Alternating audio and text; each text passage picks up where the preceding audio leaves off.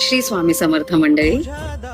मंडळी, आपल्या आजूबाजूला म्हणजे जी कोणी लोक असतात आपल्या जवळची किंवा आपण ज्यांना ओळखत नाही अशीही लोक असतात आणि कधी कधी आपल्या आजूबाजूची लोक म्हणजे आपल्याला जेव्हा ती लोक खूप खुश दिसतात ना, तेव्हा आपल्याला असं वाटतं की ह्यांचं आयुष्यात सगळं खूप छान चाललंय.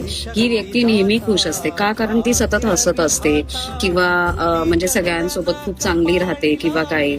तर त्याच्यामुळे आपल्याला असं वाटतं की ही व्यक्ती सदैव आनंदात आहे आणि हिच्या आयुष्यात काहीच त्रास नाहीये. पण ते तसं नसतं. व्यक्ती आनंदात आहे, ती सतत हसत असते, याचा अर्थ त्या व्यक्तीचा आयुष्याकडे पाहण्याचा जो दृष्टिकोन असतो ना, तो सकारात्मक असतो, तो खूप पॉझिटिव्ह असतो. म्हणून ती व्यक्ती सतत हसत असते. तर ह्या बाबतीत स्वामी असं म्हणतात ना की तू जर म्हणजे तुझ्या दिवसभरात कोणाला भेटतोयस किंवा म्हणजे कोणतरी तुझ्या जवळचं असेल किंवा लांबचं असेल, तर ती व्यक्ती हसते याचा अर्थ असं नको समजूस की त्या व्यक्तीच्या आयुष्यात त्रास नाहीये. त्रास सगळ्यांचाच आयुष्यात आहे.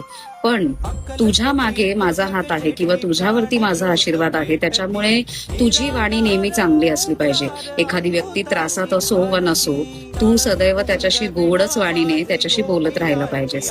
कारण कुठेतरी जेव्हा तुम्ही त्या व्यक्तीला भेटतायत आणि तुम्ही जर दोन शब्द चांगलं बोलताय ना, तर जरी ती व्यक्ती हसत असेल, जरी ती व्यक्ती दाखवत असेल की मी खूप आनंदी आहे, तरी तिच्या आतला जो त्रास आहे तो तुमच्या शब्दांनी कुठेतरी कमी होण्यासाठी त्याला मदत मिळेल आणि कुठेतरी आपण त्याला भक्तीचा मार्ग दाखवू शकतो किंवा ती व्यक्ती म्हणजे तुम्हाला खूप महत्वाचं समजून तुमच्या त्या शब्दांना म्हणजे बोलतात ना, खूप मनापासून त्या गोष्टीचा विचार करेल किंवा तुमच्यासाठी ही खूप चांगली गोष्ट आहे.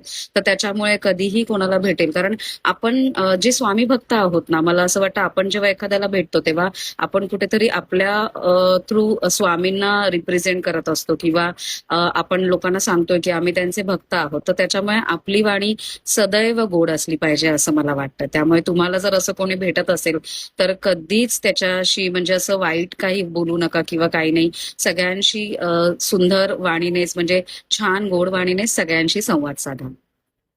श्री स्वामी समर्थ.